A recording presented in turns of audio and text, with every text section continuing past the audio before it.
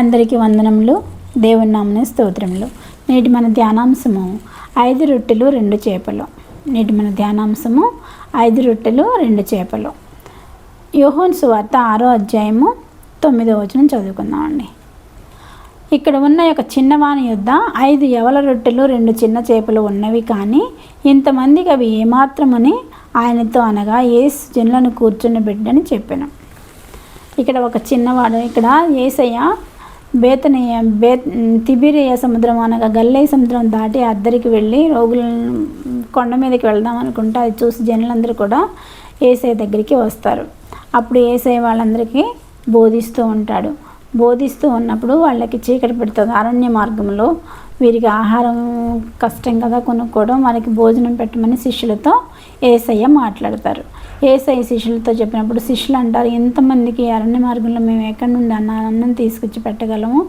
300 దేనారములైనా 100-200 దేనారములైన రొట్టెలు చాలు వీళ్ళందరికీ పంచడానికి. అంటే యేసయ్య మీ దగ్గర ఎంత ఉన్నది చెప్పమని అంటాడు. ఎంత ఆహారం ఉన్నదో చెప్పమన్నప్పుడు ఒక చిన్నవాని యొద్ద చిన్నవాని యొద్ద 5 యవల రొట్టెలు 2 చిన్న చేపలు ఉన్నవి అని చెప్పి ఉన్నాడు. అప్పుడు యేసయ్య ఆ యవల రొట్టెలను తీసుకుని అంతటా ఆయన 5 రొట్టెలను 2 చేపలను ఎత్తుకొని ఆకాశం వైపు కన్నులెత్తి వాటిని ఆశీర్వదించి విరిచి జనసమూహమునకు వడ్డించుటకై శిష్యులకు ఇచ్చెను.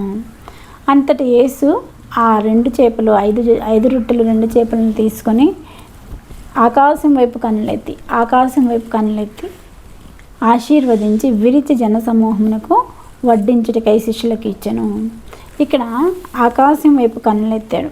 ఆ యేసయ్య రెట్టును తీసుకొని ఆకాశం వైపు కన్నులెత్తాడు. మనం కూడా ఈ లోకంలో ఇప్పుడు మనకి ఏదైనా అవసరం ఉన్నప్పుడు ఏం చేయాలి? ఆకాశం వైపు కన్నులెత్తాలి. ఆకాశం వైపు ఆసీనుడై ఉన్న నిత్య నివాసి అయిన తండ్రికి ఆకాశం వైపు కన్నులెత్తి ప్రార్థించినట్లయితే వాటిని ఆశీర్వదించి వాటిని యేసయ్య ఆశీర్వదించాడు. మనం కూడా మనకేమైనా సమస్యలు శోధనలు వేదనలు ఉన్నట్లయితే వాటిని మనం యేసయ్యకి ఆకాశం వైపు కన్నులెత్తి దేవా దీవించు నన్ను అని చెప్పి ఆశీర్వదించమని విరిచి అంటే రొట్టెని విరిస్తేనే అందరికీ అది ఆశీర్వాదకరంగా మారింది. రొట్టెలాగా ఉంటే సరిపోదు, దాన్ని విరిచి జనులకి ఇచ్చినప్పుడు అది ఆశీర్వదించబడింది.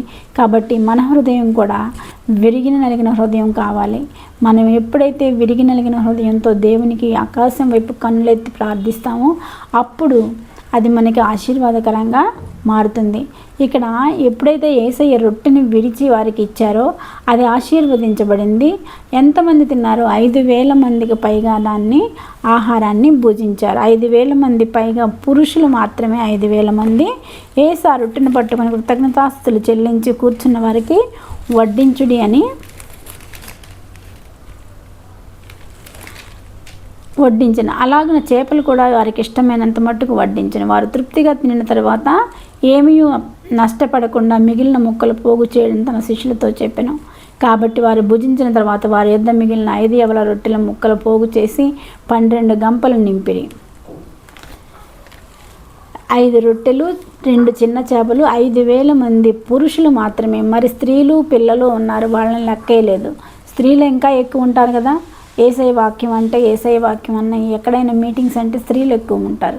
అలాగే యేసయ్య వాక్యం అంటే స్త్రీలు కూడా ఎక్కువే ఉంటారు. పురుషులే 5,000 మంది ఉన్నారంటే స్త్రీలు ఇంకా అధికమైన మెంబర్స్ ఉండి ఉంటారు, ఇంకా పిల్లలు ఉండి ఉంటారు. అయినప్పటికీ అందరికీ పెట్టిన తర్వాత వాటిని 12 గంపలకి ఎత్తడము జరిగింది.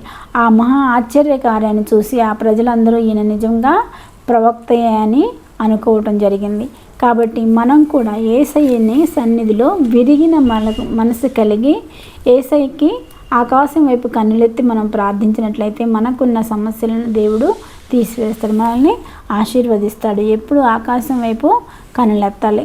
కాబట్టి ఇక్కడ మనము 5 రొట్టెలు 2 చిన్న చేపలను యేసయ్య 5,000 మందికి పంచి ఎంత అద్భుతం చేశారో కదా. అలాంటి అద్భుతం మన జీవితంలో కూడా యేసయ్య చేస్తారు. మనం కూడా ప్రార్థించాలి. 5 రొట్టెలు చేపలు 2 5,000కు ఆహారముగా. 5 రొట్టెలు చేపలు 2 5,000కు ఆహారముగా.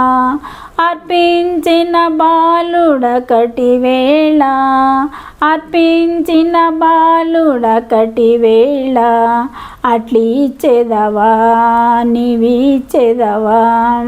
సమర్పణ చేయుము ప్రభువునకు, నీ దేహము ధనము సమయమును. సమర్పణ చేయుము ప్రభువునకు, నీ దేహము ధనము సమయమును. నీ దేహము ధనము ప్రతి ఒక్కటి కూడా దేవునికి సమర్పణ చేసినట్లయితే దేవుడు ఆశీర్వదిస్తాడండి. ఎప్పుడైతే విరిచిన రొట్టె అందరికి పంచినప్పుడు 5,000 మందికి ఆహారంగా భుజించిన తర్వాత కూడా 12 గంపలు మిగిలబడింది. అలాగే మన హృదయం కూడా విరిగి నలిగిన హృదయంతో మనం ప్రార్థించినట్లయితే దేవుడు మనల్ని ఆశీర్వదిస్తారండి. ఈ చిన్న వాక్యం దేవుడు దీవించును గాక. చిన్న ప్రార్థన చేసుకుందామండి. సర్వశక్తి మిక్కిలి కృపగలిగిన ఘనమైన యేసురాజు మీ పాదములకు స్తుతులు స్తోత్రములు తండ్రి. అద్భుతకరుడా ఆశ్చర్యకరుడా నీ కొందనాలు స్తోత్రములు ప్రభా. మీరు వినిపించిన వాక్యముకై వందనములు స్తుతులు స్తోత్రములు ప్రభా. అయ్యా 5 రొట్టెలు 2 చేపలను ప్రభా 5,000 మందికి నాయన పంచగా 12 గంపలు మిగిలి ఉన్నాయి ప్రభా. అద్భుతకరుడా ఆశ్చర్యకరుడా అట్టి ఆశ్చర్యకార్యాలు మా జీవితంలో జరిగించండి ప్రభా. ఇక్కడ తలలంచిన బిడ్డల్లో ప్రభా ఎవరికి ఏ సమస్య ఉన్నదో ప్రభా వారి సమస్యలను తీసివేసి ఆశీర్వదించి దీవించమని మా ప్రభును ప్రియకుమారుడైన యేసుక్రీస్తు నామమున అడుగుచున్నాను తండ్రి. ఆమేన్.